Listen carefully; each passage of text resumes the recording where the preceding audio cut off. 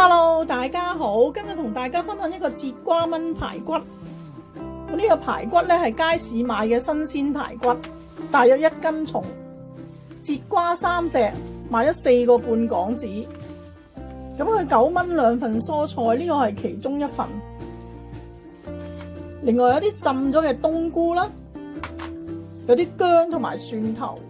呢個節瓜咧，我哋用咗生果刀刮咗外皮佢。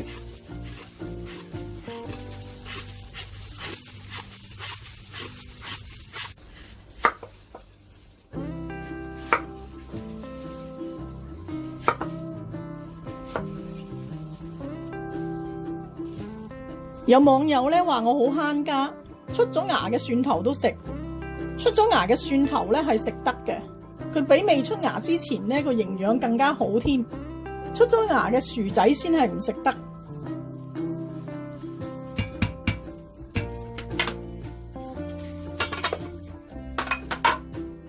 呢個排骨咧，我就中意用少少麵粉落去洗乾淨佢。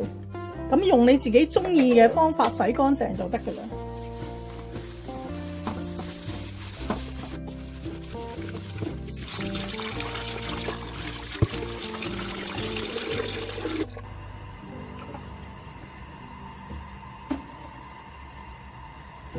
先煎一煎呢個排骨，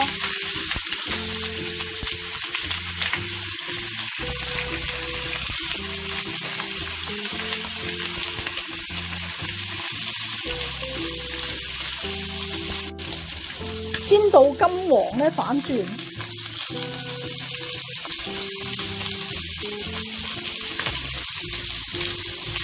落我哋嘅蒜頭爆一爆，薑。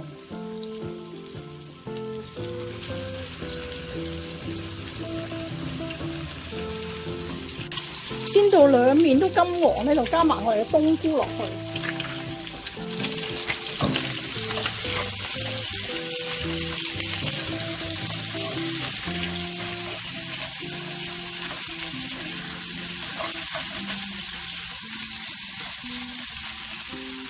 加埋呢個節瓜。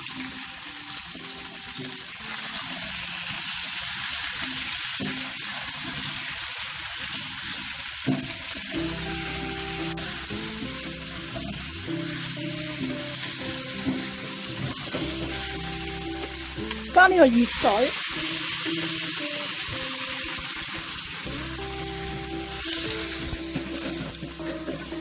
咁熱水唔使加太多嘅，因為我哋係燜10分鐘到嘅。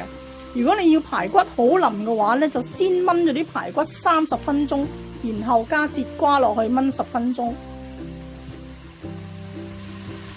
調味咧，我哋俾翻些少嘅鹽啦。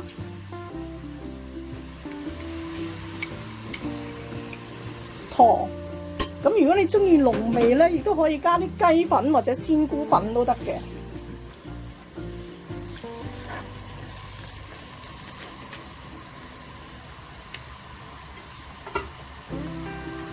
冚蓋燜10分鐘，可以用呢個中火燜佢10分鐘嘅。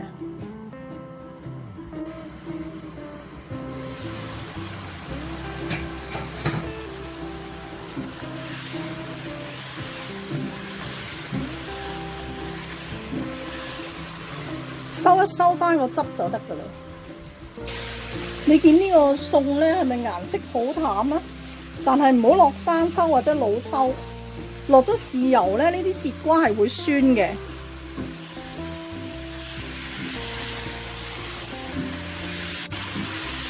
呢個汁收到差唔多乾嘅時候咧，就可以上碟。